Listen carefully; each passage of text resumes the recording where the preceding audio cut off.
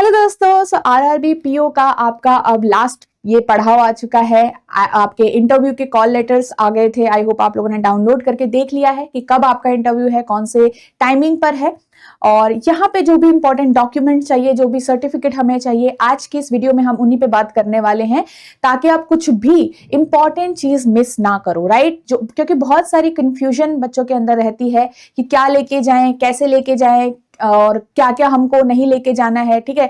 Dress code में क्या ध्यान रखना है, कैसे प्रिपरेशन रखना है, ये सारी ही चीजें हमारे माइंड में घूमती रहती हैं अभी इस टाइम पे, राइट। तो आज की इस वीडियो में हम इन सभी चीजों पे बात करने वाले हैं। तो वन बाय वन टॉपिक्स क्या होने वाले हैं आज के इस वीडियो के अंदर गाइस। हम सबसे पहले डिस्कस करेंगे कि आपके जो आरआरबी पीओ के इंटरव्यू डेट्स हैं वो कब से कब तक हैं, क्या हैं, ठीक है। नेक्स्ट यहाँ पे आपका जो इंटरव्यू प्रोसेस रहता है वो किस तरीके से रहता है। उसके बाद हम यहाँ पे बात करने वाले हैं क्या इंपॉर्टेंट डॉक्यूमेंट्स आपको लेके जाने होते हैं आपके इंटरव्यू के लिए और क्या तैयार करके रखने होते हैं। यहाँ पे 2 पॉइंट्स आते हैं गाइस। एक होता है आपको अपलोड करने होते हैं अपने डॉक्यूमेंट्स आईबीपीएस की साइट पे, जो आपको लिंक होता है, इस पे हम बात करेंगे क्या है, कैसे है। सेकेंड पॉइंट होता है आपको अपने इंटरव्यू के दिन जो है, जो आपका डीवी होता है, डॉक्यूमेंट वेरिफिकेशन, उसके लिए जो डॉक्यूमेंट लेके जाने हैं वो यहाँ पे क्या है, उन पे हम यहाँ पे डिस्कस करेंगे। वन बाय वन पॉइंटर्स मैं आपके सामने डिस्कस करूंगी, ठीक है। नेक्स्ट यहाँ पे हमारे पास है इंटरव्यू के अंदर जो क्या ड्रेस कोड हमारा होना चाहिए, बेसिकली क्या ड्रेसिंग सेंस हमारा होना चाहिए, अगर हम एक मेल पर्सन है या फीमेल पर्सन है। कई बार कंफ्यूजन इसके लिए भी रहता है और स्वाभाविक सी बात है, काफी आप में से ऐसे स्टूडेंट भी होंगे जो पहली बार एक इंटरव्यू दे रहे होंगे, राइट। तो हम जब कुछ चीज पहली बार करते हैं तो बहुत सारे सवाल हमारे मन में रहते हैं, राइट। तो इन सवालों का जवाब आज की इस वीडियो में हम यहाँ पे जानने वाले हैं। नेक्स्ट, क्या स्ट्रेटेजी होनी चाहिए हमारे इंटरव्यू के लिए, उस दिन हम कैसे यहाँ पे प्रेजेंट हों या फिर हम अभी क्या कर सकते हैं, क्या क्या चीजें इंपॉर्टेंट है, इस पे हम बात करेंगे आज की इस वीडियो में, ठीक है। तो चलिए स्टार्ट करते हैं। सबसे पहले इंटरव्यू डेट्स के हिसाब से तो गाइस आपके जो कॉल लेटर्स आए थे उसमें आपका प्रेजेंट होगा कि आपका 28 जनवरी से लेके, ठीक है, 28 जनवरी से लेके 5 फरवरी तक आपके इंटरव्यू का टाइम है, डेट्स हैं, ठीक है। यहाँ पे आप लोगों का डिफरेंट आया होगा और आप लोगों का जो एडमिट कार्ड है, कॉल लेटर है, उसमें आप लोगों ने डाउनलोड किया तो आपका पता चल जाएगा इंडिविजुअली कब है, ठीक है। उस तब तक आप अपने डॉक्यूमेंट्स को पूरा कंप्लीट प्रिपेयर करेंगे, ठीक है। नेक्स्ट सिलेक्शन जो आपका इंटरव्यू प्रोसेस क्या होता है, क्योंकि इसके बाद तो जब आपका इंटरव्यू हो गया फिर आपका रिजल्ट आएगा, नाम आ गया, फिर आपकी ज्वाइनिंग हो जाएगी जिसका भी पॉजिटिव रिजल्ट रहेगा। तो यहाँ पे उस टाइम पे क्या होता है, आप जैसे आपके जो रिपोर्टिंग टाइम होता है आपका, आप गए, ठीक है, जहां भी आपका जो भी आपका सेंटर था, इंटरव्यू का सेंटर अलग से वो मेंशन करते हैं, वहां आपको जाना पड़ता है, ठीक है। तो वहां आप गए, ठीक है, कुछ टाइम वेट करने के बाद आपकी बारी आती है, आप अपना डॉक्यूमेंट वेरीफाई करवाते हो, अटेंडेंस वगैरह लगवाते हो। उसके बाद फिर आपके पास आपका जो इंटरव्यू जब होना होगा, जिस बैच में आपका होगा उसमें आपको जाना है वहां पे, ठीक है। तो आप गए इंटरव्यू के अंदर, उसके बाद वापस आते हो। तो जब आप जैसे ही आपने एंटर किया सेंटर में और उसके बाद जब तक आपका इंटरव्यू होता है उसके बीच में काफी टाइम लग जाता है डॉक्यूमेंट वेरीफाई करने में, कराने में, आपकी बारी आने में, तो थोड़ा बहुत टाइम लगता है। ऐसा नहीं, ऐसा मत सोचना कि मेरा इंटरव्यू होगा, आधे घंटे का काम है, आधे घंटे का डॉक्यूमेंट वेरिफिकेशन है, जल्दी से जल्दी चीजें हो जाएगी। तो 3-4 घंटे आराम से आपका लग जाता है। तो ये सोच के चलिएगा और उसी हिसाब से अपना खा पी के आपको जाना है, ध्यान रख के मतलब चीजों को ध्यान में रख के जाना है, ठीक है। और ताकि आपका अगर इंटरव्यू थोड़ा लेट भी हो रहा है तो आप तब तक फ्रेश रहें और अच्छे से अपने जो भी आप पढ़ के आए, ऐसा नहीं कि आप घबराहट में भूलते जाएं तब तक, ठीक है। तो आप ये सोच के चलिएगा कि जैसे जैसे आपका इंटरव्यू का टाइम आएगा वो थोड़ा लेट भी हो सकता है, थोड़ा जल्दी भी हो सकता है, उस हिसाब से, ठीक है। चलिए, तो 3-4 घंटे का ये प्रोसेस पूरा आपका होगा जब तक आप इंटरव्यू पैनल के सामने जाते हैं, ओके। चलिए नेक्स्ट, अगर हम यहाँ पे डिस्कस करें सबसे इंपॉर्टेंट डॉक्यूमेंट्स का, ठीक है, यहीं पे सबसे ज्यादा कंफ्यूजन्स रहती हैं। अब आपका क्या होता है, मैंने पहले बताया, पहला पॉइंट था अपलोडिंग वाला। तो इसमें क्या करना होता है, जैसे अभी आपका इंटरव्यू है तो उससे पहले तक आपको अपने डॉक्यूमेंट्स अपलोड कर देने होते हैं। कहां पर करने होते हैं, आईबीपीएस आपको एक लिंक देता है, वो लिंक जनरेट होता है, ठीक है। तो वो आ गया है आपका लिंक। पहले मैं ये बता देती हूँ लिंक आपको कहां पे दिखेगा, उसके बाद यहाँ पे हम सारी चीजों पर डिस्कस करेंगे, ठीक है। तो आपके पास इस तरीके से आपने ibps.in वेबसाइट ओपन करी, आपको सबसे पहले यहाँ पे दिख जाएगा, ठीक है, link for uploading documents by provisionally shortlisted candidates, ठीक है, ओके। कॉल लेटर का भी है यहाँ पे। तो अगर आपने यहाँ पे क्लिक किया, आपका ये पेज खो जाएगा, सॉरी ओपन हो जाएगा। ठीक है, अब यहाँ पे आपने क्या करना है, जो भी आपका क्रेडेंशियल्स हैं, देखो यहाँ पे आपके क्रेडेंशियल का आ जाएगा। ठीक है, तो वो आप डाल देना और आपका एक ओपन हो जाएगा पूरा डॉक्यूमेंट्स का, जहां पे आपको अपलोड करते जाना है। 1 2 3 पॉइंट्स ऐसे करके पॉइंटर्स आपके अब आ जाएंगे सामने। ठीक है, तो 1 2 3 करके जो जो जो आपको लिखा गया है वहां पे वो डॉक्यूमेंट आपको अपलोड कर देना है। ओके, चलिए अब वो डॉक्यूमेंट्स क्या क्या है, कैसे कैसे वो सारा आता है आपके ऊपर, आपके उसमें सबसे पहले लिखा होता है ईच स्कैन्ड डॉक्यूमेंट्स। ठीक है, each scan document maximum size 1 MB format, PDF है आपका, पीडीएफ अपलोड करना है गाइस। ठीक है, पीडीएफ अपलोड करना है आपको। इसके अंदर डेट ऑफ बर्थ का प्रूफ आपको देना होता है जब, और डेट ऑफ बर्थ का आप क्लास 10th का सर्टिफिकेट दे सकते हैं, काफी ज्यादा इंपॉर्टेंट है क्लास 10th का सर्टिफिकेट गाइस। ठीक है, ये बहुत इंपॉर्टेंट है। ठीक है, तो प्रूफ ऑफ जो आपका डेट ऑफ बर्थ है वो क्लास 10th का मार्कशीट जो आपकी मिलता है पूरा, वो आप यहाँ पे अपलोड कर सकते हैं पीडीएफ फॉर्म में। नेक्स्ट, आपने ग्रेजुएशन किया होगा। ठीक है, तो वो डिग्री आपको यहाँ पे डालना होता है। ओके, तो ग्रेजुएशन डिग्री अपना यहाँ पे डालिएगा। ठीक है, और मान लो अगर कहीं होता है सेमेस्टर वाइज मार्कशीट वाला है तो वो भी आप अपलोड कर सकते हो, कईयों के पास ये नहीं होता है तो बट आप यहाँ पे डिग्री डाल रहे हो, दिस इज इंपॉर्टेंट, ये आप डाल सकते हो। ठीक है, अगर आपने पीजी किया है और पीजी आप यहाँ पे मतलब आप फिर भी डिग्री का डालोगे, ग्रेजुएशन का डालोगे तो कोई दिक्कत की बात नहीं है। ठीक है, तो यहाँ पे ग्रेजुएशन का डिग्री अपना डाल दीजिएगा। नेक्स्ट क्या है, यहाँ पे फोटो आइडेंटिटी प्रूफ है ना, आपका पैन कार्ड हो गया, आधार कार्ड हो गया, जो आपके यहाँ पे लिखे हुए हैं।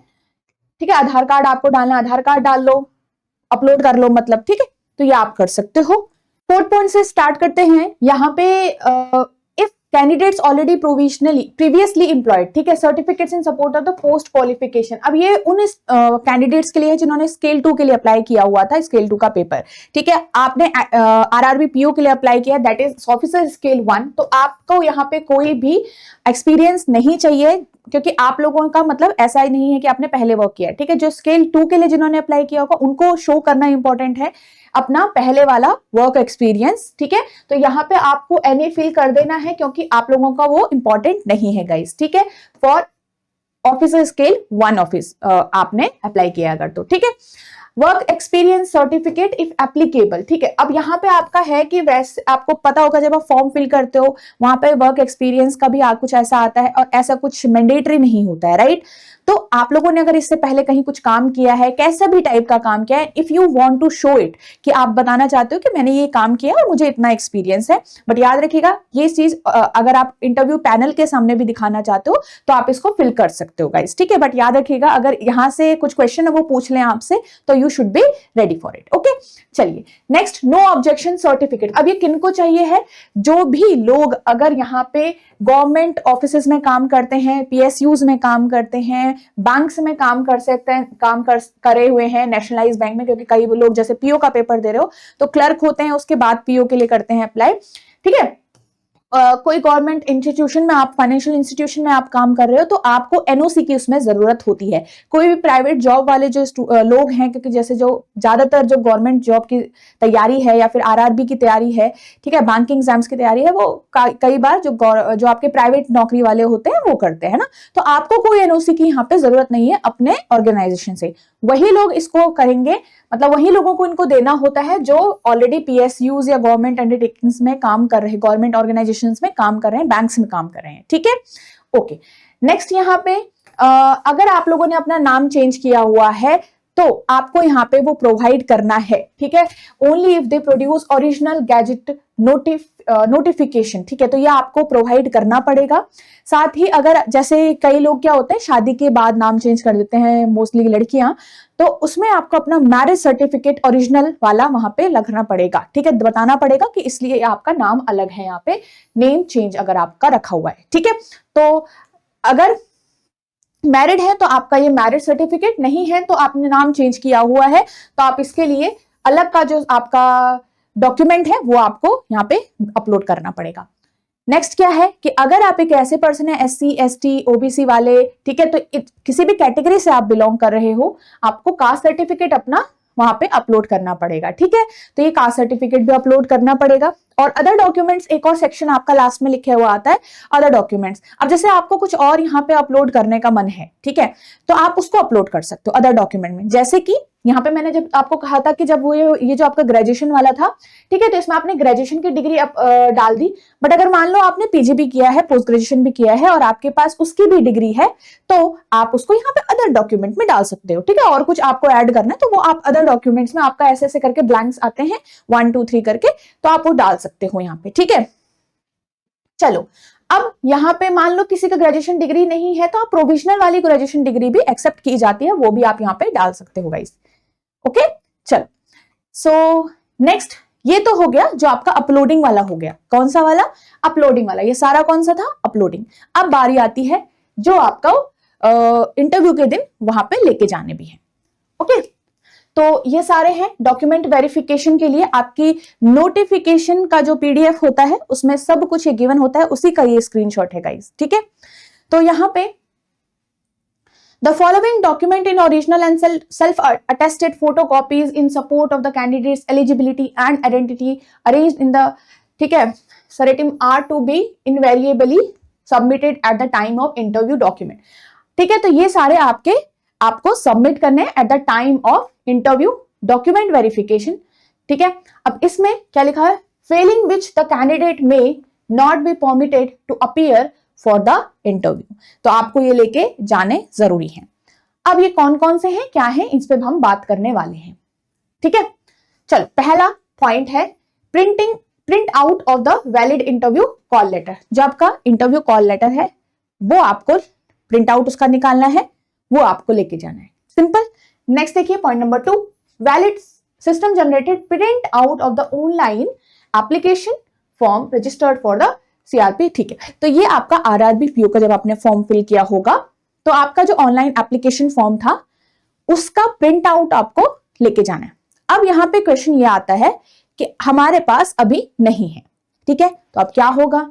तो कोई दिक्कत की बात नहीं, मोस्ट ऑफ द स्टूडेंट्स नहीं रखते हैं कई बार फॉर्म फिल करने के बाद एप्लीकेशन फॉर्म, है ना।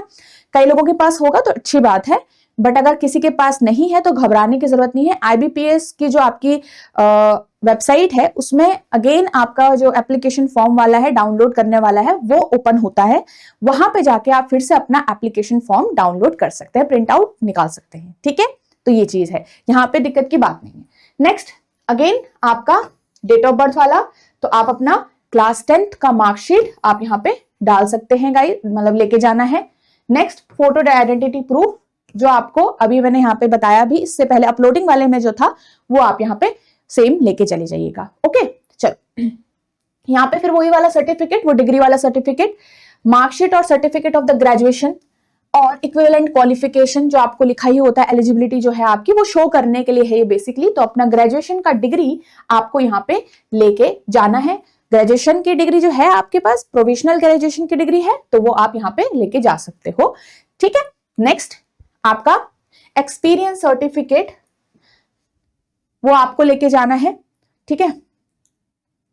हाँ, नेक्स्ट है इंपॉर्टेंट, यहां देखिए ये वाला caste certificate issued by the competent authority. ये आपको जो कास्ट सर्टिफिकेट है आपका, ये जो आप कैंडिडेट अगर यहाँ पे के होंगे तो आपको वो करना है, लेके जाना है। अब यहाँ पे जो ये कास्ट सर्टिफिकेट वाला होता है ना, इसके अंदर एक चीज आती है कि मुझे सेंट्रल लेवल का चाहिए, मुझे स्टेट लेवल का चाहिए, क्योंकि यहीं पे सबसे ज्यादा कंफ्यूजन एक हो जाता है कि मुझे जो ये कास्ट वाला है मेरे पास, इसका मैं क्या करूं, है ना, कास्ट सर्टिफिकेट का। तो कास्ट सर्टिफिकेट का आपके पास क्या है, सेंट्रल लेवल का ही मांगते हैं वो वहां पे। ओके, अब अगर आपके पास स्टेट लेवल का है, सेंट्रल का नहीं है, तो आप अप्लाई कर सकते हैं, ठीक है। ये चीज देख कर सकते हो, आप अप्लाई कर सकते हो, बन सकता है।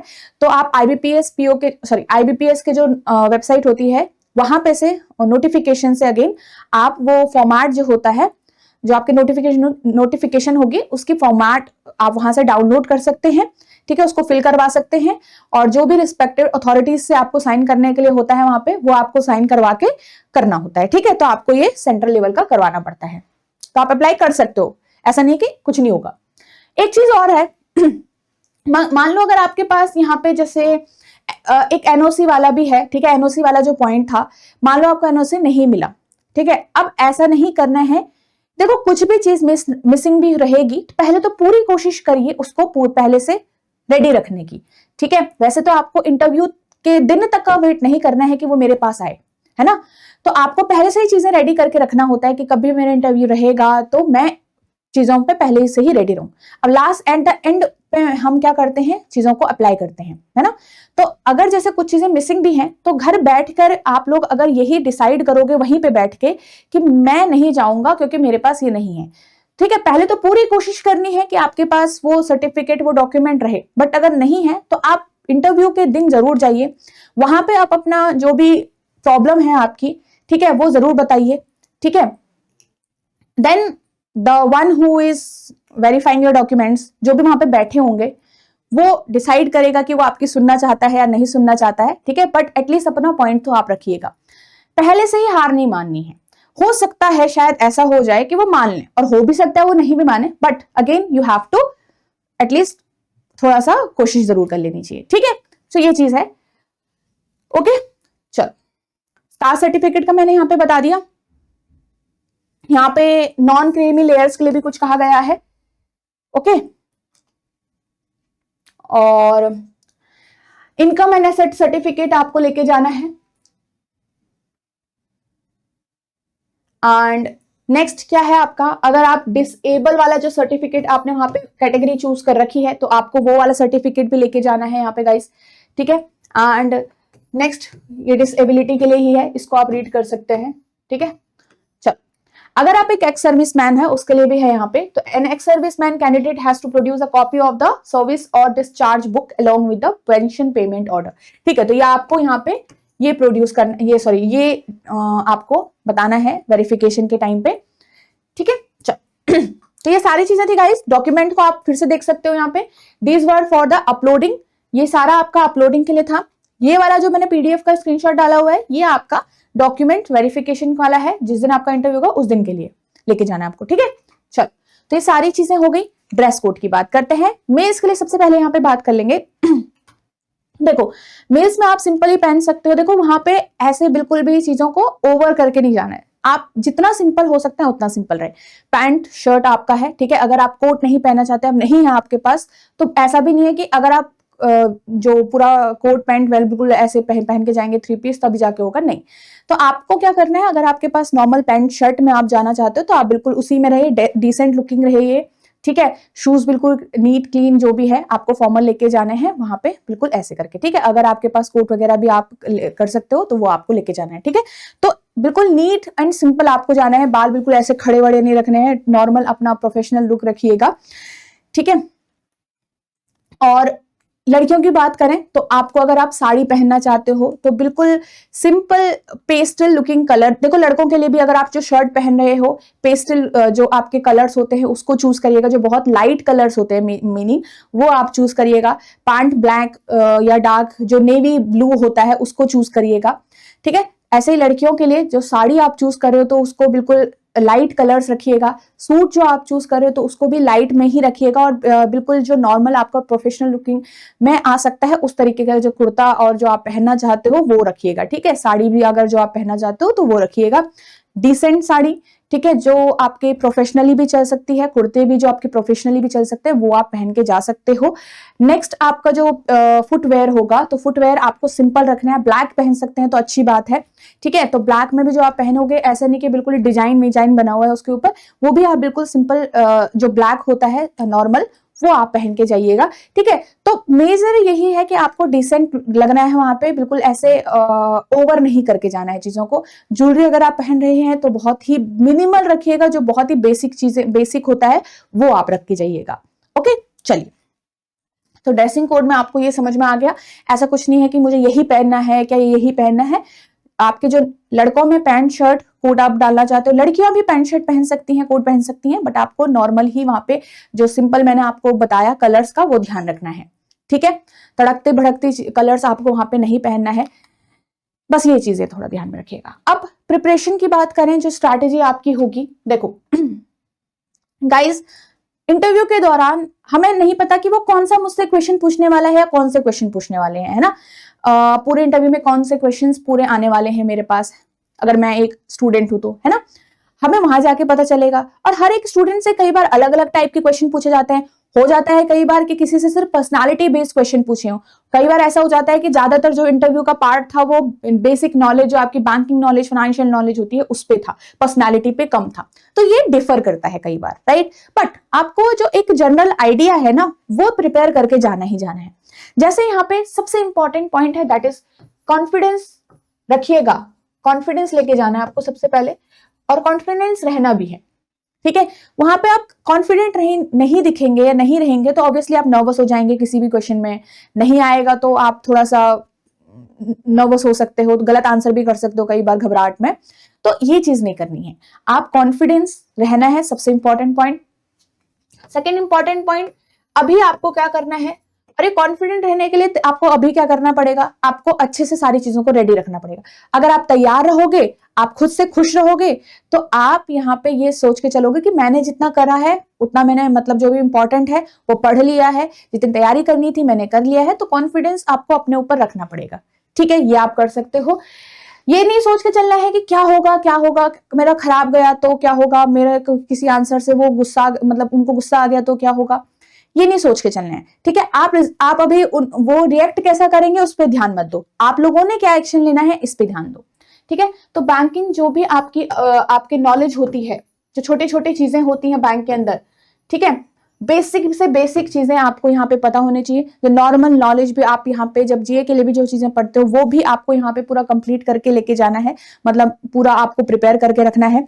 नेक्स्ट आपका आता है आपके जो डेली आपकी चीजें चल रही होंगी, अगर अभी कोई करंट इश्यू चल रहा है उस पर आपको बोलना है। स्कीम्स वगैरह जो गवर्नमेंट की स्कीम्स होती हैं, ठीक है, बेसिकली जो रूरल पे बेस्ड होती हैं, रूरल डेवलपमेंट के लिए जो बेस्ड होती हैं, उनको आपको यहाँ पे कवर करके चलना है, ठीक है, ताकि आप इनसे वाकिफ रहो। अगर वो कुछ तो पूछ लें, उससे रिलेटेड कहीं से भी कुछ उड़ के आ जाए तो आप उसको थोड़ा सा डिस्क्राइब कर पाओ, एटलीस्ट आप इतना हो कि आप लोगों को उसका पता है, ठीक है, आप इसके टच में हो। नेक्स्ट आपको यहाँ पे पर्सनालिटी,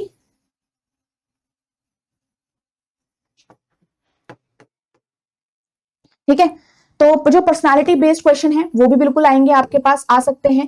कई बार ऐसा होगा कि ज्यादा से ज्यादा वो क्वेश्चन यहीं से पूछ लें, तो इसमें क्या क्या चीजें आ जाती है। जो पहली बात तो आपने एप्लीकेशन फॉर्म में लिखा है, वर्क एक्सपीरियंस जो मैं बता रही थी, अगर आपका है तो आपने जो बताया है कि मैंने यहाँ काम किया है, मैंने पहले पढ़ाया है, या फिर मैंने पहले इस प्राइवेट जॉब में काम किया है और ये इस तरीके से काम करते थे, इस प्रोडक्ट पे हम काम करते थे। तो अगर मान लो आपके जो प्रीवियस वर्क है, जहां से आपने कुछ सीखा है, क्या लर्निंग्स आपकी रही है, उस पर बेस्ड क्वेश्चन आपके पास आ सकता है। तो आपने आज तक क्या किया है, अपने बारे में क्या हॉबीज हैं आपकी, डिटेल में उनको करना है आपको तैयार, ठीक है। ये भी करना है, ये भी करना है, तो इसको छोड़ना नहीं है। आपकी पर्सनालिटी बहुत इंपॉर्टेंट है, यहाँ पे आपको अपने बारे में सारी नॉलेज होनी चाहिए एटलीस्ट, है ना। एटलीस्ट उन्हें ये तो लगे कि आप अपने बारे में सब कुछ जानते हो। तो यहाँ पे गलतियां नहीं करनी है गाइस, ओके। तो नहीं आता आपको तो तैयार रहो, तैयार करो खुद को उसके लिए। तो पर्सनालिटी, अब मान लो कोई हॉबी आप बोल रहे हो, तो उस पर रिलेटेड अगर उन्होंने कुछ क्वेश्चन पूछ लिया, तो आपने बोल दिया मुझे गाना पसंद है, मुझे डांस करना पसंद है, मुझे रीडिंग करना पसंद है, कई लोग बोल देते हैं। तो मान लो उसमें से पैनल में से कोई और अच्छा रीडिंग करता होगा, ज्यादा करता होगा, उनको बुक्स का पता होगा, काफी कुछ पूछ लिया उन्होंने और आपको कुछ पता ही नहीं है उसके बारे में, तो ऐसे बिल्कुल भी आप लोगों ने पहली बात वहां पे झूठ भी नहीं बोलना है, ठीक है। आपने जो आपको अच्छा लगता है, जितना अच्छा लगता है, जो भी हॉबी है, कैसी भी हॉबी है, तो वो आपको वहां पे बोलना है, और उसी को एटलीस्ट आप थोड़ा सा ज्यादा जानते हो अपने बारे में, उसके बारे में आप चीजें जानते हो। कुकिंग पसंद है तो कुछ कुकिंग के बारे में उन्होंने पूछ लिया, कुछ डिशेस के बारे में अगर उन्होंने पूछ लिया, कहाँ से बिलोंग करती है फिर वो पूछ लिया। तो इस तरीके से आपके क्वेश्चन ऐसे सर्कुलर फॉर्म में आ सकते हैं कि एक क्वेश्चन से दूसरा क्वेश्चन आ गया, फिर दूसरे क्वेश्चन से तीसरा क्वेश्चन आ जाएगा, इस टाइप से भी हो जाए, ठीक है। जो आप आंसर कई बार करोगे, जैसे कि आपने कोई आंसर किया उनके क्वेश्चन का, उस आंसर पे से कुछ पॉइंट उठा के वो क्वेश्चन पूछ सकते हैं। तो उसके लिए आपको रेडी रहना है, मतलब आपको अपना आंसर प्रिपेयर करके चलना है कि आप ये आंसर दोगे अगर कोई जनरल क्वेश्चन वहां से उठ के आता है तो, ठीक है। नेक्स्ट आपका कोई जो स्टेट है आपका, ठीक है, स्टेट वाइज रहता है ना ये, तो जो स्टेट से आपने किया था अप्लाई, या जिस स्टेट से आप बिलोंग करते हो, जो आपका होम स्टेट है, तो उसके बारे में चीजें याद रखिएगा, ध्यान रखिएगा। मतलब स्टेट बेस्ड जो क्वेश्चंस हो सकते हैं, जो भी बन सकता है आपके स्टेट पे, नेशनल बर्ड हो गई, सॉरी नेशनल कह रही हूँ मैं, स्टेट लेवल बर्ड हो गई जो आपकी, ठीक है, आपका एनिमल हो गया, आपके डांस फॉर्म हो गई, आपके रिचुअल्स हो गए, कुछ भी चीजें हैं आपकी यहाँ पे आपको नॉलेज उसके बारे में रखनी है। तो कुछ जनरल पॉइंट्स हो गए गाइस, ठीक है, तो ये आपको पूरा प्रिपेयर करके चलना है। ओके, फर्स्ट नंबर पे पर्सनालिटी रखिएगा, ठीक है, भले मैंने यहाँ पे लिखा है बट फर्स्ट नंबर पे पर्सनालिटी क्वेश्चंस को अच्छे से पहले प्रिपेयर कर दो इसको, ठीक है। बैंकिंग अवेयरनेस वगैरह तो आप वैसे भी पढ़ते ही हो जनरल अवेयरनेस के लिए, तो वो भी आपको रिवाइज करते हुए चलना है सबको। नॉर्मल बैंकिंग जो आपका डेली बैंकिंग होती है, कस्टमर सब जो होता है पूरा, वो आपको कवर करके चलना है, ठीक है। चलिए, तो ये सारी चीजें थी एंड आई होप आपको ये वीडियो काफी हेल्प करेगी। आपकी जो इंटरव्यू प्रिपरेशन है, इंटरव्यू के डॉक्यूमेंट्स हैं, इंटरव्यू के लिए जो भी डॉक्यूमेंट्स हैं आपको इंपॉर्टेंट चाहिए, कैसे करना है, कहाँ पे करना है, ये सारी चीजें मैंने आपको बता दी, ठीक है। तो आई होप ये सभी आपको हेल्प करेगा आपके इस इंटरव्यू प्रोसेस को और स्मूथ बनाने के लिए, तैयारी को और स्मूथ बनाने के लिए गाइस। एंड आई होप आप अच्छे से सारी चीजों को यहाँ पे प्रिपेयर करके वहां पे आप उतने अच्छे से प्रेजेंट भी कर पाओ। खुद को प्रेजेंट जितने अच्छे से करोगे वो सारी मेहनत आपकी वहीं पे रंग लाएगी, ठीक है। तो तैयारी भले आपने बहुत करी, अगर वहां पे जाके आप अच्छा नहीं प्रेजेंट कर पाओगे, डिलीवर नहीं कर पाओगे चीजों को अच्छे से, तो वो आपका थोड़ा सा सेटबैक भी हो सकता है, ठीक है। तो इसलिए कॉन्फिडेंट रहिएगा, कूल रहिएगा, ठीक है, मतलब कूल माइंड से रहिएगा, ठीक है। और अगर आपको कोई क्वेश्चन नहीं भी आ रहा है तो कोई दिक्कत नहीं है, वहां पे ऐसा मत समझना कि ओ माय गॉड ये क्वेश्चन मुझे क्यों नहीं आया, इसका आंसर मुझे क्यों नहीं आया, क्योंकि बहुत सारे स्टूडेंट ऐसे होते हैं जिनको बहुत सारी चीजें नहीं आती हैं, फिर वो उसका बोल भी देते कि मुझे नहीं पता, है ना। तो उसको डिसेंटली बोल देना कि मुझे नहीं पता, ऐसा नहीं कि आप उसमें जबरदस्ती के आंसर्स बना रहे हैं वहां पे। ओके, तो वो समझ जाएंगे, जो भी आप लोगों के सामने बैठे होंगे गाइज, वो बहुत एक्सपीरियंस के साथ आते हैं, उन लोगों ने आपके साथ औरों का भी इंटरव्यू ले चुके हैं, तो इस चीज का ध्यान रखिएगा, आप उनको वहां पे कुछ भी बना के नहीं बता सकते हो, ठीक है। तो आपको बस ट्रू सेल्फ को अच्छे से जानना है और उसको वहां पे प्रेजेंट करना है, ठीक है, ताकि इस बातचीत के दौरान, इस इंटरव्यू के दौरान वो ये समझ पाए कि आप इस पोस्ट के लिए बिल्कुल सही हो, और तब आपका जो रिजल्ट है वो भी उस तरीके से आपका आएगा। ओके, चलिए, so that's all.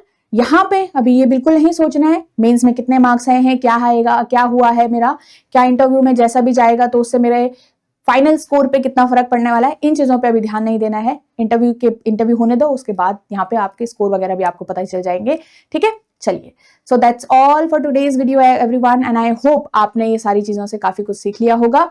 All the best for your interview. And यहाँ पे आप में से काफी ऐसे स्टूडेंट हैं जो नेक्स्ट ईयर एसबीआई के लिए अगर तैयारी कर रहे हैं, या फिर किसी और एग्जाम के लिए आप तैयारी करोगे, या फिर कोई न्यू पर्सन है जो बिगनर है बैंकिंग एग्जाम्स के लिए, तो आपके लिए बैंकिंग महापैक काफी यूजफुल रहेगा गाइस। इसके अंदर ये सारे ही डिलीवरेबल्स आपके प्रेजेंट है। ओके, तो ये जो भी चीजें इंपॉर्टेंट होती हैं, इनमें से जो बैंकिंग एग्जाम्स हमारे प्रीलिम्स हो गया, मेंस हो गया, जो भी इंपॉर्टेंट है, इंटरव्यू हो गया, वो सारे ही डिलीवरेबल्स इंपॉर्टेंट चीजें आपको यहाँ पे मिल जाएगा। ओके, तो ये आप कंसिडर कर सकते हैं, काफी हेल्प करेगा आपको तैयारी में। इसी वीडियो के डिस्क्रिप्शन में इसका लिंक गिवन है, आप एनरोल कर सकते हैं इसके अंदर, या फिर आप edutap.in वेबसाइट भी विजिट कर सकते हैं, वहां पे जाके भी आप इसके अंदर और भी सारी डिटेल्स हैं आप वो जान सकते हैं। डेमो लेक्चर्स हैं गाइस, डेमो लेक्चर्स आप जरूर देखिएगा, वहां पे आपको ये पता चल जाएगा कि इसमें आपको कैसे पढ़ाया गया है, and then you can decide. Okay, चलिए, so thank you so much guys, all the best for your interview process again.